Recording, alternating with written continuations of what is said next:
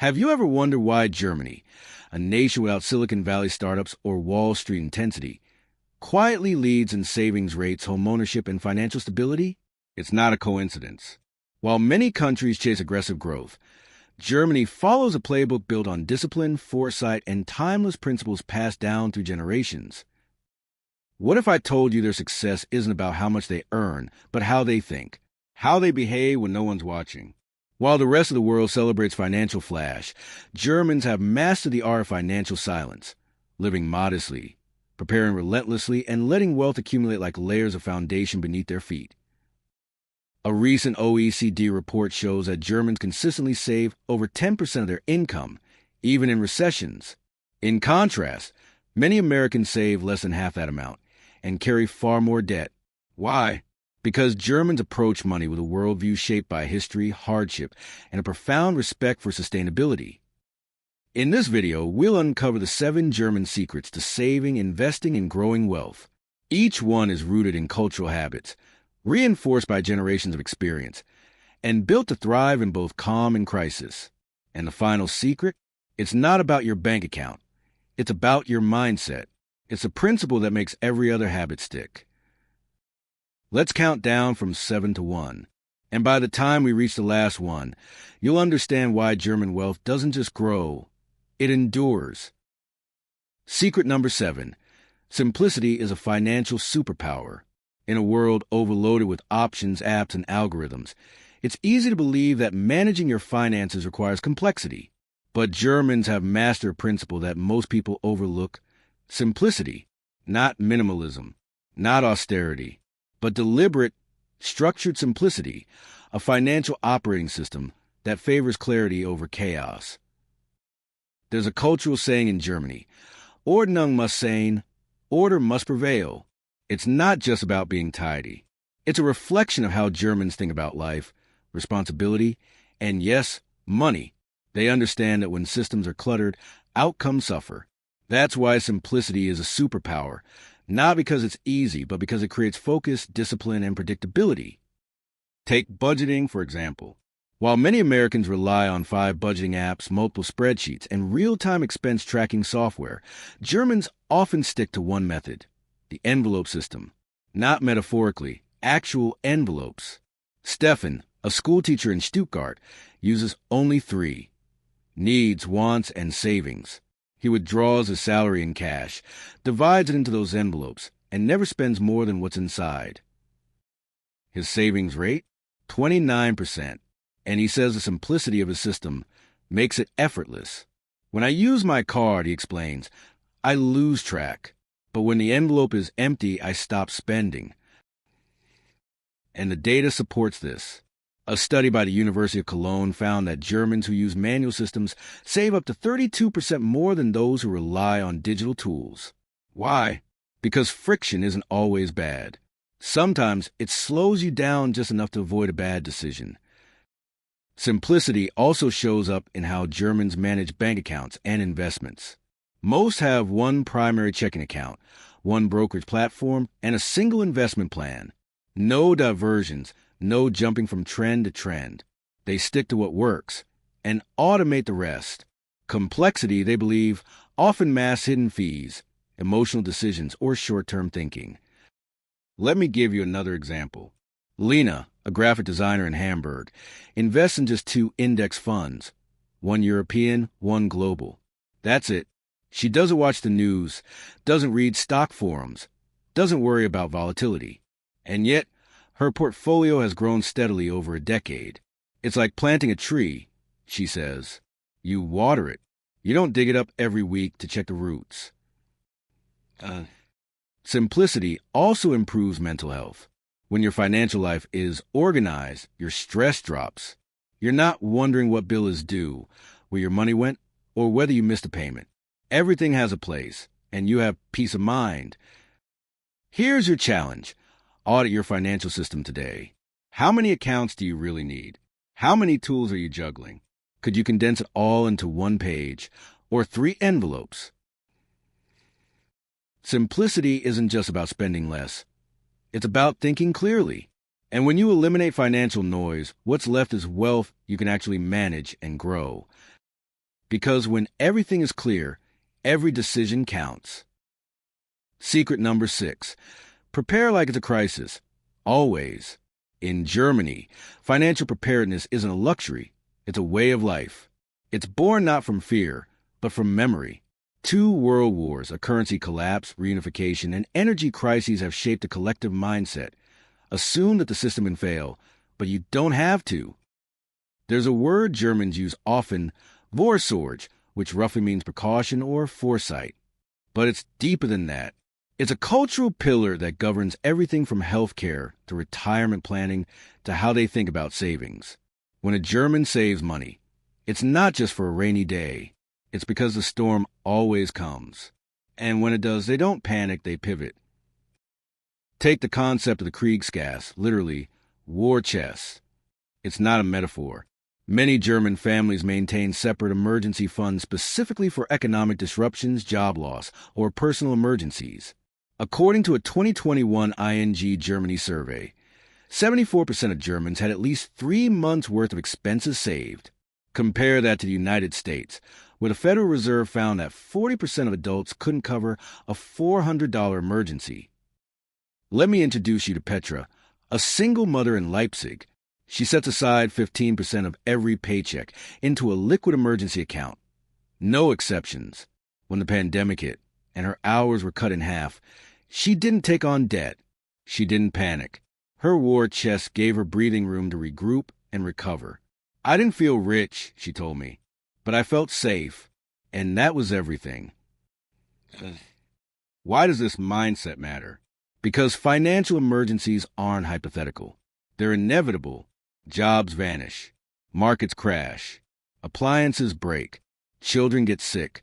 And if your only plan is to hope nothing goes wrong, you've already lost. Germans understand that resilience is a form of wealth.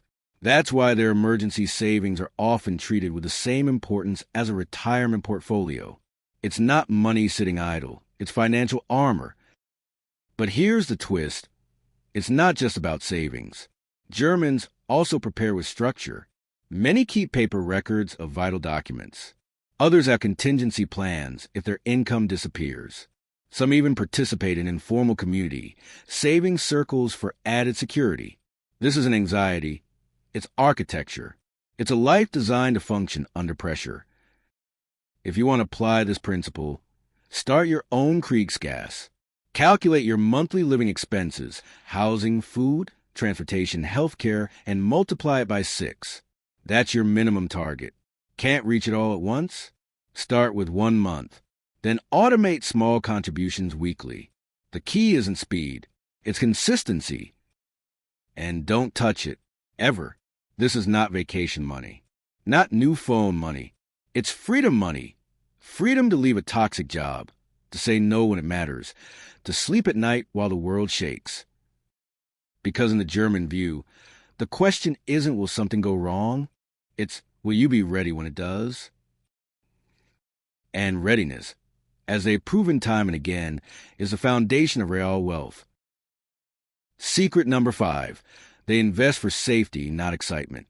Ask a typical German investor about their strategy, and you're unlikely to hear about crypto, meme stocks, or high-frequency trading. Instead, you'll hear terms like dividend and stock action, dividend-paying stocks, index funds, and Satchwort, tangible assets. In Germany, investing isn't about adrenaline, it's about assurance. Germans follow a principle called Sicherheit zuerst, safety first. That means they prioritize investments that are stable, transparent, and long-term. They don't chase the market. They build their portfolios like they build their homes, methodically, brick by brick. Take Ulrika, a pharmacist in Munich. Each month, she automatically contributes to 2 low-cost index funds. One focused on the DAX, Germany's main stock index, the other tracking global markets. She never checks the prices, never times the market. Her reasoning? My job is to earn. The market's job is to grow. This mindset is widespread. According to data from Deutsche Bundesbank, over 60% of German retail investors hold long-term positions in bonds or ETFs, and less than 10% trade frequently. Meanwhile, Studies in the U.S. show that the average retail investor underperforms the market due to excessive trading and emotional decisions. Germans also have a strong preference for tangible assets.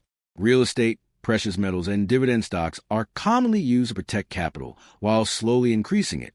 The key is an explosive growth. It's uninterrupted progress. There's a story of Andreas, a retired engineer who invested steadily in dividend stocks for 30 years. He never bought anything trendy, but today, his portfolio pays him more monthly income than his former salary. I didn't make bold moves, he says. I made consistent ones. Want to follow this approach? Focus on assets you understand. Prefer vehicles with low fees and long-term performance. Automate your contributions. Tune out the noise. And measure success not by monthly returns, but by how well your plan survives the next 20 years. Because in the German philosophy, investing is not entertainment. It's engineering. It's not about winning big. It's about never losing everything.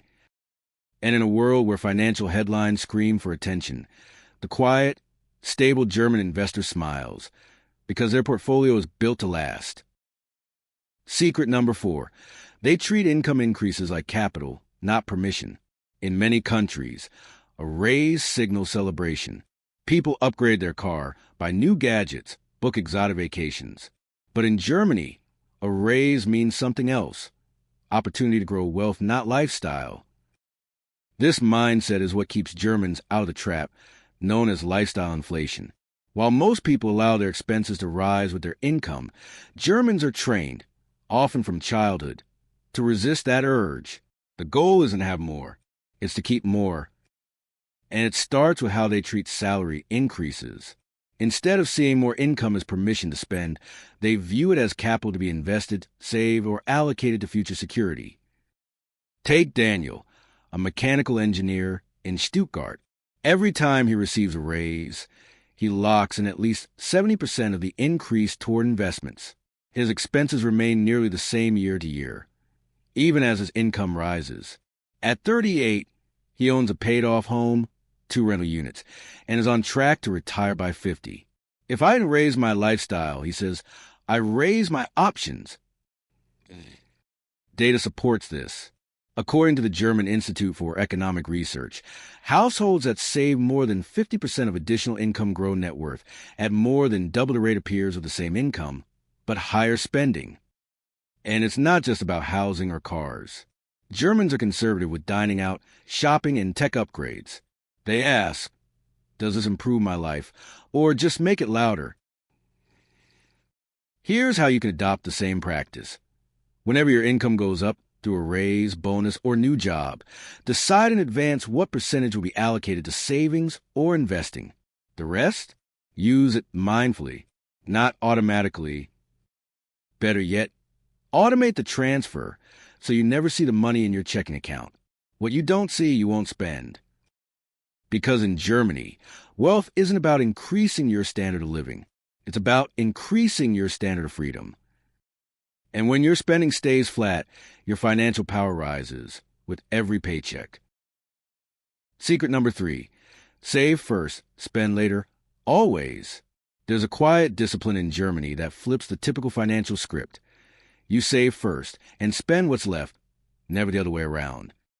It may sound obvious, but this one habit separates financial security from lifelong struggle.